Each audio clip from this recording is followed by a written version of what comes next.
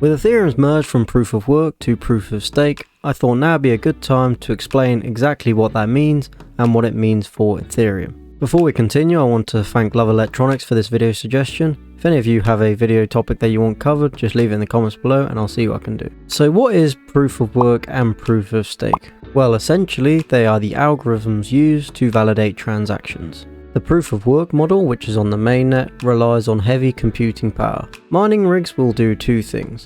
They will try and get access to new coins by solving the mathematical calculation that's there, and whoever does that then gets the reward. And their second job is to validate transactions. Now, relying on computing power has a few large issues. The first issue is the power. As you can imagine, having these mining rigs run 24/7, this will drain quite a lot of power. And then you have the cooling on top of this as well to make the machines run more efficiently. Bitcoin mining is the least environmentally friendly digital asset. As this has been around for so long now, the competition for mining this has got harder and harder. So now you have the big corporations building massive warehouses full of dedicated rigs for just Bitcoin. So whereas back in the day you could literally mine Bitcoin on a laptop, now with the problems getting harder and harder to solve, you need more complex equipment and it takes longer and longer to then access new Bitcoin. And with the bigger machinery, it becomes more expenses in terms of maintenance and then electricity bills as well. The proof of stake, however, is supposed to be an upgrade on the proof of work system, fixing things like the electricity costs and then also things like security. And this whole transition from proof of work to proof of stake is why I never got into crypto mining. I was looking at it heavily at one point, looking at things I needed to build a rig. Once I found out this merge was going to happen, that's when I decided not to go into the crypto mining route and just buy and hold my crypto. The proof of stake works on a different network known as the beacon chain. Now, instead of people using computing power to solve these transactions and validate them, it now relies on people staking their crypto. To become a validator in the new system, you'll need to stake around 32 Ethereum. Now, as the time of recording this, that's worth about 50k in Great British pounds. So quite a lot of money to deal with there. The 32 Ethereum that you stake will not just disappear. Anytime that you want to stop being a validator, you'll get that 32 Ethereum back, plus any gains that you make being a validator. So it's not cheap to enter and be a validator, but they made it so high for security reasons. So if you was to try and attack the system, that 32 Ethereum would be taken away from you. So it's trying to make the cost of failure so high that no one would even risk it. On top of this, a double spend attack on the Ethereum's proof of stake is almost impossible. And even if you could get 66% of all Ethereum, which is worth something like 272 billion, if you did that attack, you would instantly devalue Ethereum anyway, so you just shoot yourself in the foot. So there's literally no reason for anyone to do this. Congratulations, you played yourself. When a validator has been chosen for that transaction, the validator will be paid in the transaction fee. This is how they make their money. The more Ethereum you have staked in the system, the more power you will have within the system. Now, the proof of stake model is not without its issues, and the main one now is being biased.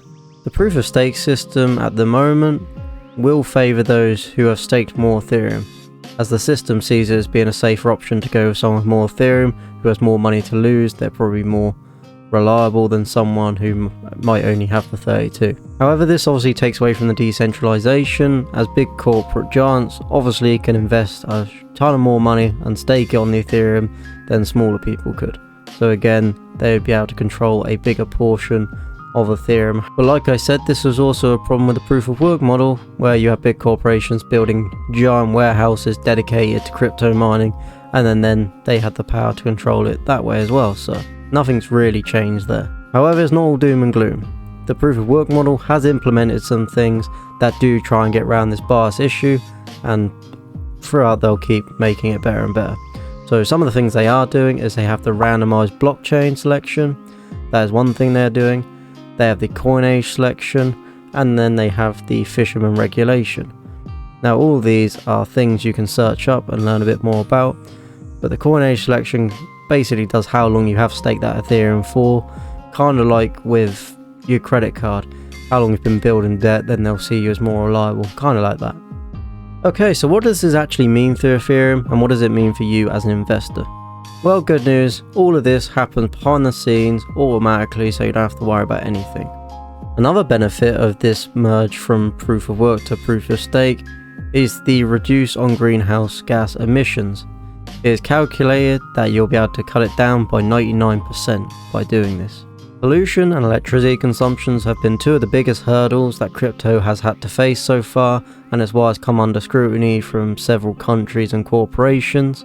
This Ethereum going to the proof of stake and eliminating a lot of those emissions, I think personally will be a huge win for crypto in general and Ethereum, and I believe it will be a catalyst going forward to bump it up into better levels. Obviously right now we're not doing so good in the market, but everything's down in the market, so yay. Another good thing about the proof of stake model, it is faster than the proof of work model. This means it's able to handle more transactions at faster speeds. Solana, another crypto, has been called Ethereum's killer as it boasts a quicker block time of 0.4 seconds as opposed to Ethereum's 13 seconds. It can also handle 50,000 transactions per second as opposed to Ethereum's 37 transactions per second.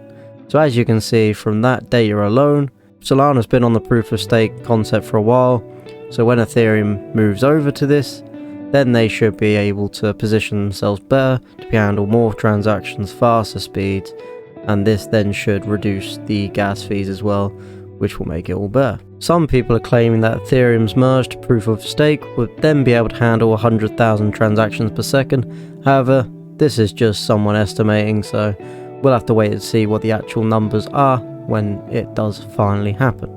And that's it, so I hope you enjoyed the video. I know there are some complex topics in there, but I hope I didn't put you to sleep. The video took a lot of research, so if you found value in any part of the video, I'd appreciate if you could subscribe and join the community we have here. Leave a like, comment, all that good stuff. Check out the links in the description. My name's been Exo, and I'll catch you in the next one. Peace out. Tell me pretty lies, look me in the face. Tell me that you love me, even if it's fake.